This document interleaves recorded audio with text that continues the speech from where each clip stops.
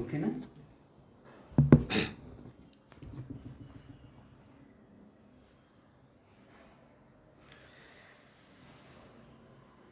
నూతన ఆంగ్ల సంవత్సర సందర్భంగా జ్ఞాన శుభాకాంక్షలు.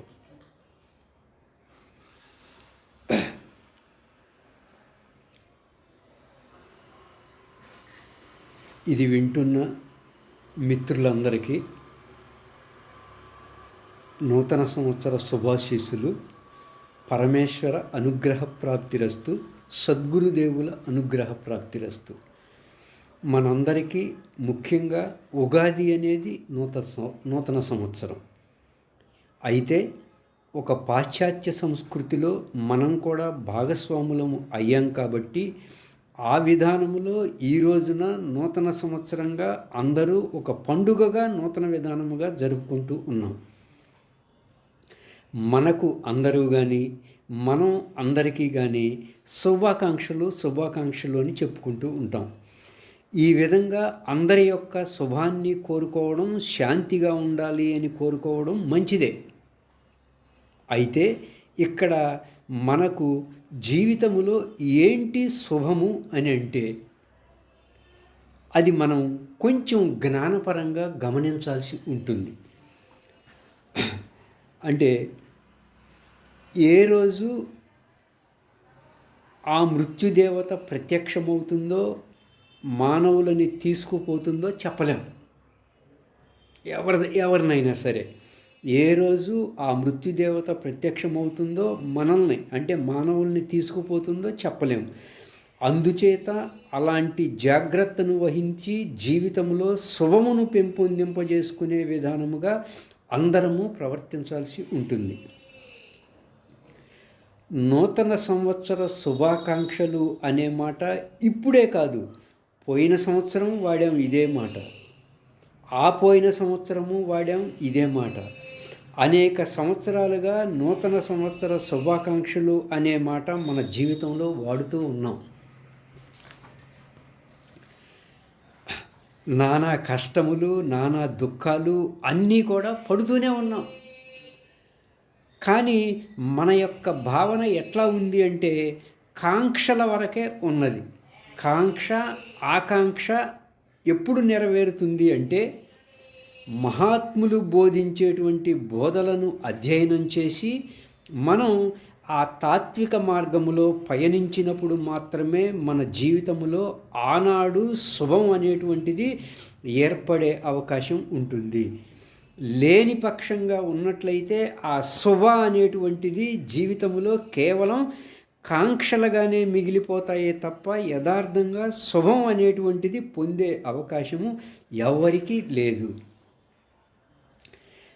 మనకు మన జీవితానికి శాంతిని, శుభాన్ని, ఆనందాన్ని ప్రసాదించేటువంటి విధానము భగవద్ అనుగ్రహంతో రావాలే తప్ప లేకుంటే మనం శాంతిగా శుభంగా ఉండే అవకాశం లేదు మిత్రులారా.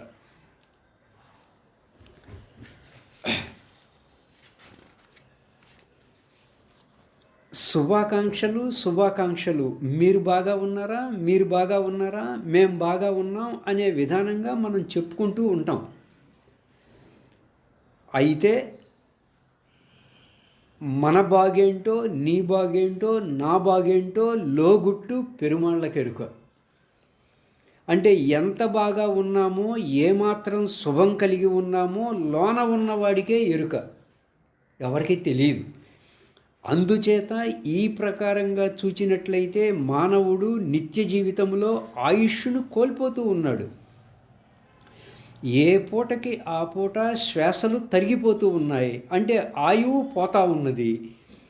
దీనితో పాటు ఆత్మస్వరూప అజ్ఞానం అనేటువంటి అంధకారంలో కూడా వెళ్ళిపోతూ ఉన్నాం అందరం కూడా.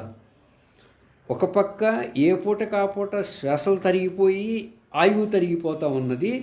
దీంతోపాటు ఆత్మస్వరూప అంటే ఆత్మ అజ్ఞానం, స్వరూప అజ్ఞానం అనేటువంటి అంధకారంలో కూడా వెళ్ళిపోతూ ఉన్నారు మానవులు.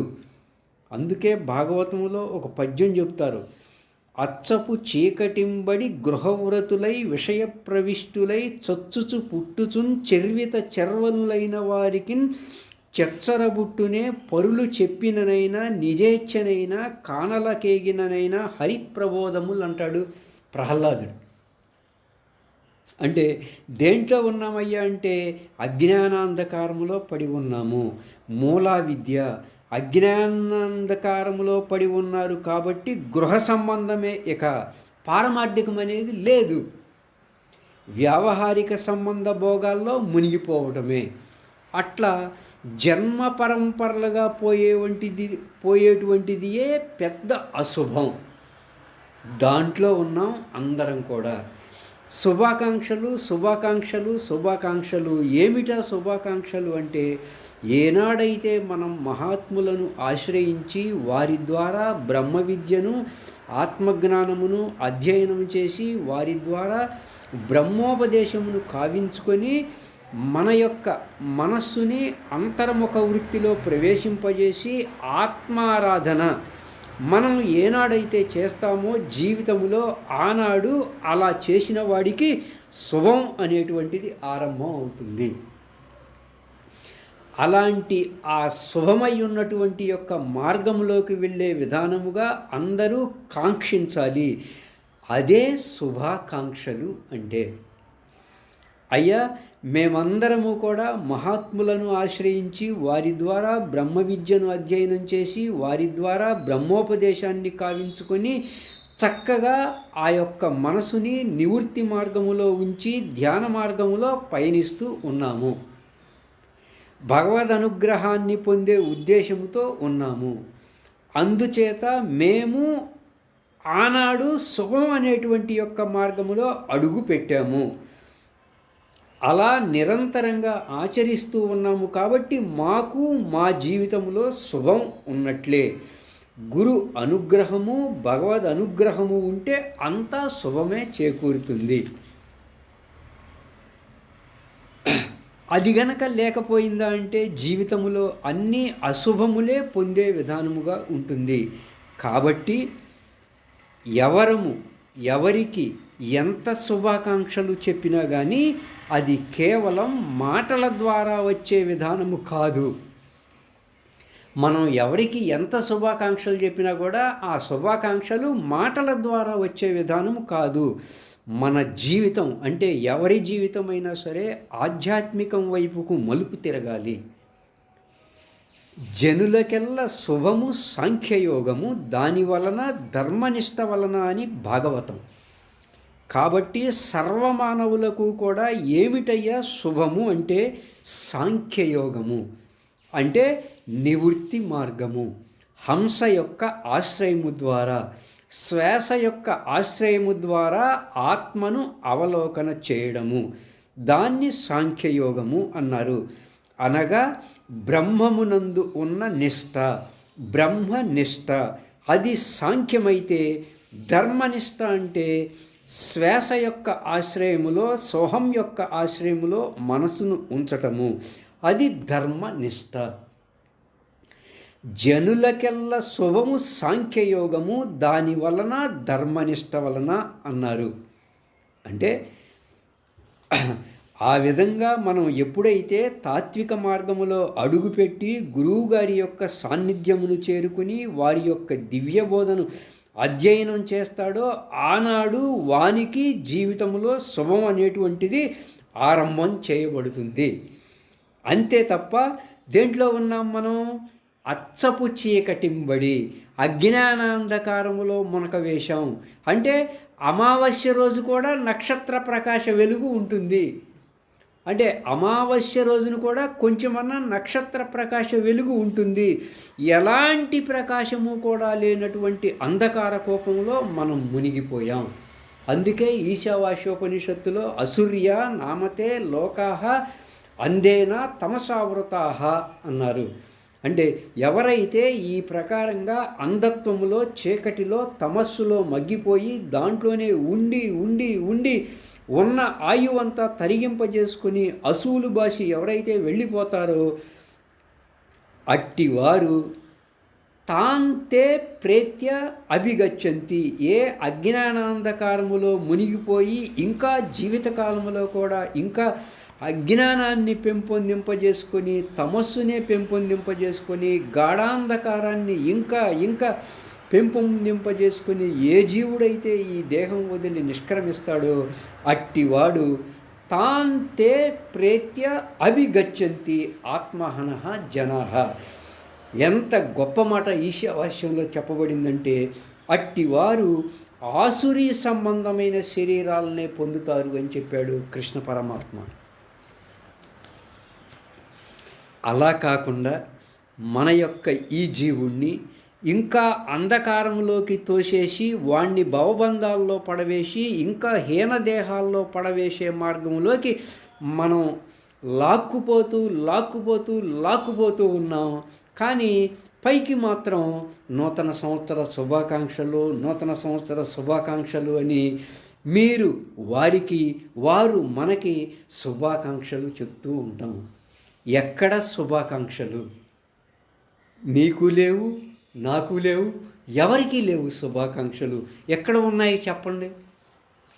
ఏనాడైతే మనం మన జీవితం యొక్క గొప్పతనాన్ని గుర్తించి, మానవ జన్మ యొక్క గొప్పతనాన్ని గుర్తించి మహాత్ముల యొక్క మార్గములో పయనిస్తామో ఆనాడు మన జీవితానికి శుభం అనేది ఆరంభమవుతుంది.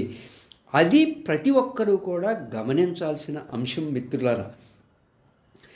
ఈ ప్రపంచ విషయాల్లోకి వెళ్ళినంత కాలము, భోగాల్లోకి వెళ్ళినంత కాలము అజ్ఞానం పెరిగి పెరిగి అంధకారంలోకి వెళ్ళడమే తప్ప, ఇంకా హీనదేహాల్లోకి వెళ్ళడమే తప్ప, నరకాదుల్లోకి వెళ్ళడమే తప్ప జీవుణ్ణి ఉద్ధారకం చేసే విషయంగా ఉండదు ఉండదు ఉండదు.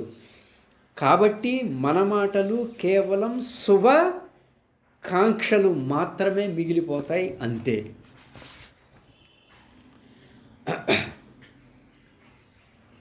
మనం చూడండి, ఏవైనా అనాత్మ వస్తువులు పోయాయా అంటే ఎంతో దుఃఖపడతాడు మానవుడు.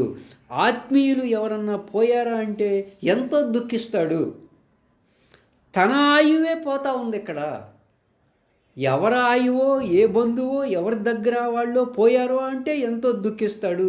అసలు ఇక్కడ ఏం చెబుతున్నారు మహాత్ములు? తన ఆయువే పోతూ ఉంది, తన జీవితమే కొట్టుకుపోతూ ఉంది కాలాగ్నిలో, కాలప్రవాహంలో. కానీ ఎలాంటి పశ్చాత్తాపము లేదు వ్యక్తికి. పైకి మాత్రం శుభాకాంక్షలు శుభాకాంక్షలు శుభాకాంక్షలు. మేం బాగా ఉన్నాం, మీరు బాగా ఉన్నారా? ఇవి కేవలం మాట వరుసకి ఉంటాయే తప్ప మనం నిజమైనటువంటి శుభాన్ని, నిజమైనటువంటి మంచిని పొందే విధానం ఒక్క ఆధ్యాత్మికత ద్వారా మాత్రమే సంప్రాప్తమయ్యే విధానము ఉన్నది. కాబట్టి ఇక్కడ శుభాకాంక్షలు అన్నప్పుడు ఏది శుభము అనేది మనం ఆలోచించాలి. శుభాకాంక్షలు ఏది శుభము? జ్ఞాన మార్గములో అడుగుపెట్టిన పూట శుభము. మానవ జన్మ ఎత్తినందుకు ఏమిటయ్యా ఫలము అంటే ఈ మార్గములో, జ్ఞాన మార్గములో అడుగు పెట్టడము. ఆనాడే మానవ జన్మకు శుభం. అజ్ఞానము, అనాత్మ వ్యవహారము ఉన్నదా అంటే ఎన్ని శుభాలు ఉన్నా కానీ అశుభమే. మిత్రులారా, ఇంకోసారి, అజ్ఞానము, అనాత్మ వ్యవహారము ఉన్నదా అంటే ఎన్ని శుభాలున్నా కానీ అది అశుభమే. అందుకే రాజవిద్య, రాజగుహ్య యోగంలో శ్రీకృష్ణ పరమాత్మ, ఓ అర్జున, ఇదంతు తే గుహ్యతమం ప్రవక్ష్యామి అనసూయవే జ్ఞానం విజ్ఞాన సహితం యత్ జ్ఞాత్వా మోక్షసే అశుభాత్.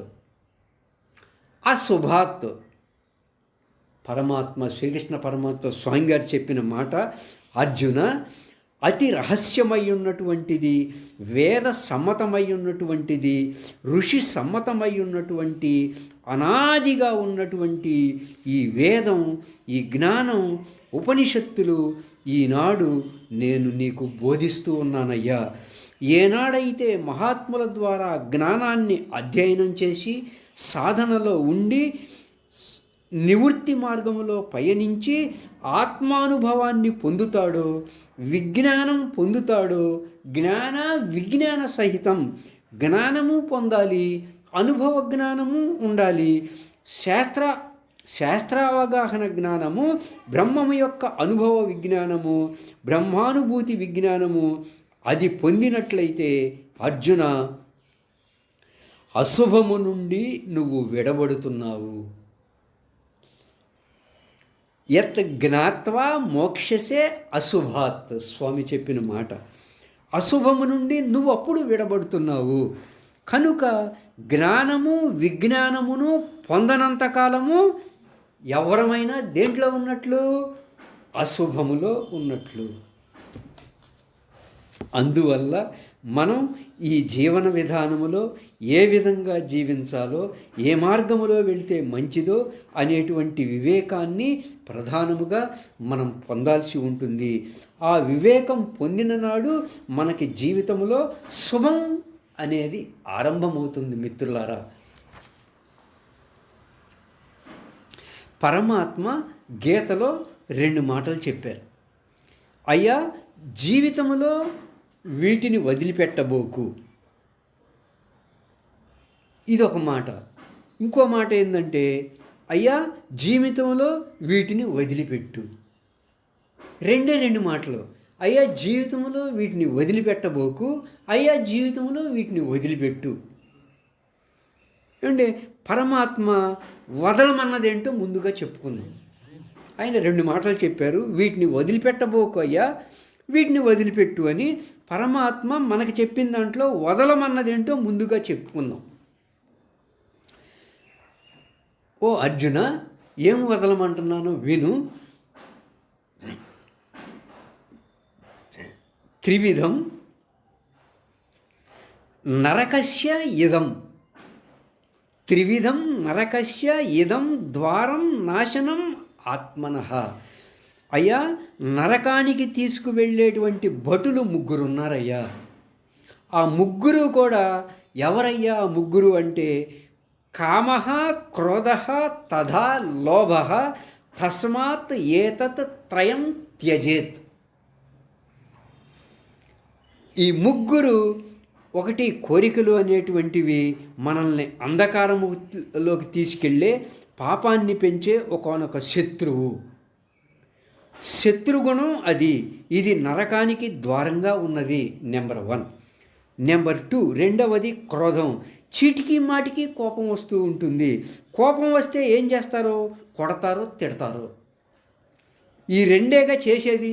దీని కారణంగా పాపాన్ని మూటగట్టుకొని నరకద్వార ప్రవేశకులం అవుతున్నాము. ఇక 3వది లోభం. ఇది ఏ పుణ్యకార్యాలని చేయనివ్వదు. అందువల్ల అన్యాయంగా పాప మార్గంలోకి లాక్కెళ్తుంది ఈ లోభవృత్తి. తద్వారా నరకానికి ద్వారంగా ఉన్నది ఈ లోభము. కాబట్టి ఈ కామము, ఈ క్రోధము, ఈ లోభం, ఈ 3 గుణములు నరకస్య ద్వారం అని స్వామిగారు చెప్పారు. ఈ 3 కలిసి జీవుణ్ణి నరకానికి తీసుకుపోయి యముని ముందు హాజరుపరుస్తాయి. ఈ 3 తన వ్యక్తిత్వాన్ని పాడు చేస్తాయి. ఈ 3 ఏ పూటైతే వదిలి ఒడ్డున పడతావో, ఈ 3 ఏ పూటైతే వదిలి ఒడ్డున పడతామో ఆనాడు మానవునికి శుభాకాంక్షలు. ఆ పూట శుభం ఆరంభమైంది వాడికి, వాడెవడైనా కానీ. అందుచేత ఈ 3 కూడా ఆయన త్యజేత్ అని స్వామి గారు చెప్తున్నాడు. వదిలిపెట్టమన్న పాయింట్ అయిపోయింది. 2 వదిలిపెట్టకూడదు అన్న పాయింట్లోకి వస్తే మరొక శ్లోకంలో చెప్పే మాట 18వ అధ్యాయం 5వ శ్లోకంలో, యజ్ఞ దాన తపఃకర్మ న త్యాజ్యం కార్యమేవ తత్. యజ్ఞో దానం తపశ్చైవ పావనాని మనీషినాం. అర్జున, మానవుని యొక్క వ్యక్తిత్వమును పావన చేసేటువంటివి 3 ఉన్నాయి. ఇంతకుముందు చెప్పుకున్నవేమో నరకానికి తీసుకెళ్ళి యముడి ద్వారం ముందు ఉంచుతాయి. ఇవేమో మనిషిని పావనం చేసేవి 3 ఉన్నాయి అర్జున. అంటే అవేవి అంటే యజ్ఞము, దానము, తపస్సు. యజ్ఞము అంటే ధ్యానేన ఆత్మని పశ్యతి, ధ్యానము ద్వారా ఆత్మజ్ఞానం పొందుతూ ఉన్నాడు. కాబట్టి ధ్యానము అంటే మనసుని శ్వాసతో జోడించటమే. దీన్ని జ్ఞానయజ్ఞము అంటారు. ఎవరైతే మనస్సుని శ్వాసతో జోడిస్తారో దీన్ని జ్ఞానయజ్ఞము అంటారు. ఇది జ్ఞానయజ్ఞముగా ఉన్నటువంటిది. అందుకే అన్నమాచార్యుల వారు కూడా జ్ఞానయజ్ఞమీ గతి మోక్ష సాధనం అన్నారు. ఏనాడైతే గురువుల ద్వారా ఈ జ్ఞానయజ్ఞాన్ని ఆరంభం చేస్తామో ఆనాడు మనకి శుభము, ఆనాడు మన జీవితానికి శుభాకాంక్షలు, ఆనాడే మన కాంక్ష నెరవేరే అవకాశం ఉన్నది. అందువల్ల నత్యాజ్యం, వీటిని వదిలిపెట్టబోకు అన్నారు. అక్కడేమో త్యాజ్యం అన్నారు, ఇక్కడేమో నత్యాజ్యం. అందుకని జ్ఞానయజ్ఞమును, శ్వాస మీద మనసును ఉంచేటువంటి ధ్యానము అనేటువంటి జ్ఞానయజ్ఞమును వదిలిపెట్టబోకు అన్నారు. నెంబర్ 2, రెండవది దానం. అంటే యజ్ఞములన్నిటిలోనూ జ్ఞానయజ్ఞమును శ్రేష్టమైనది. రెండవది దానం. దానాలన్నిటిలోనూ జ్ఞానదానము శ్రేష్టమైంది అని శృతులు బోధిస్తున్నాయి. అందుకని జ్ఞానదానమును వదిలిపెట్టబోకు. మూడవది తపస్సు. తపస్సు అంటే ఎక్కడో హిమాలయాల్లోకి వెళ్ళి ముక్కు మూసుకుని ఏకాత్మంగా తపస్సు చేయటం కాదండి. అనేక మంది జ్ఞాన తపస్సు చేత పవిత్రులై నా యొక్క ఉనికిని పొందారు అని చెప్పాడు శ్రీకృష్ణ పరమాత్మ. బహవః జ్ఞాన తపస పూత మద్భావః ఆగతాః. జ్ఞాన తపస్సు చేత ఆ సూక్ష్మదేహంలో ఉన్న అజ్ఞాన కర్మనంతటినీ కూడా జ్ఞానాగ్నిలో వాళ్ళు దగ్ధం చేస్తారు జ్ఞాన తపస్సు చేత. అట్లా ఈ 3 కూడా జ్ఞాన యజ్ఞము, జ్ఞాన దానము, జ్ఞాన తపస్సు, ఈ 3 కూడా మన వ్యక్తిత్వాన్ని పావనం చేసేటువంటివి. కాబట్టి నత్యాజ్యం, అందుచేత వీటిని వదలబోకు అన్నారు.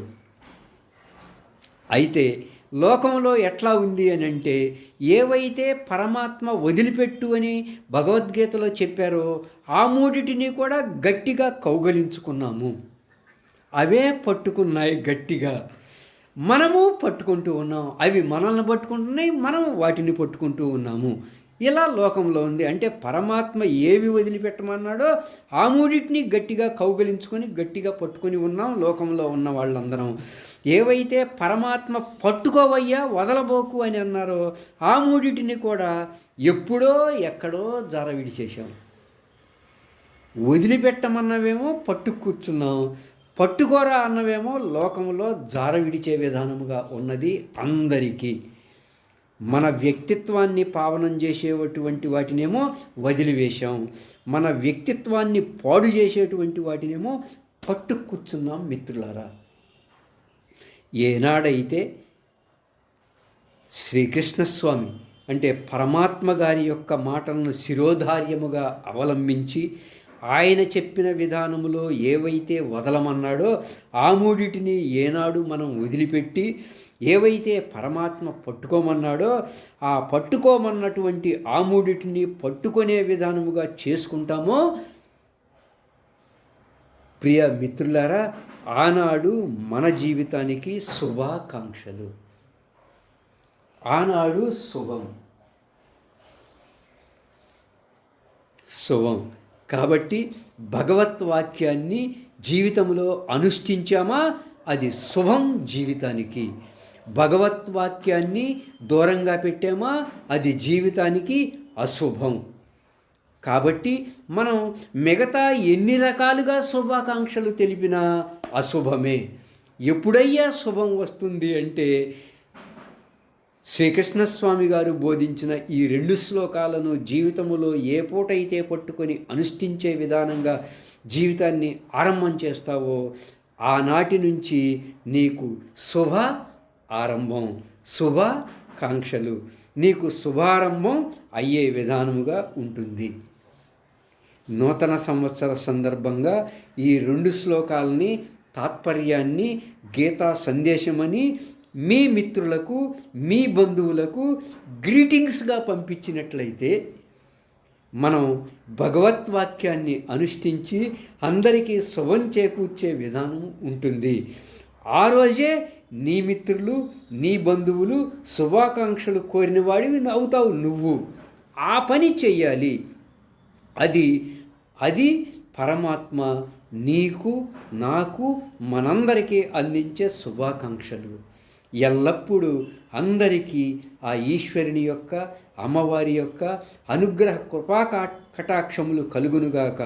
అందరికీ శుభాశీస్సులు. తత్వవేత్తలు భగవంతుడు చెప్పే శుభాకాంక్షలు ఇవి. తత్వవేత్తలు భగవంతుడు చెప్పే శుభాకాంక్షలు ఇవి.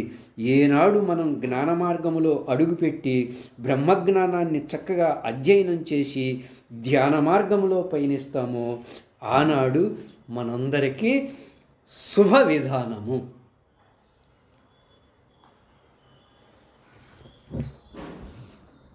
దీన్ని ఏం చెప్తావు అంటే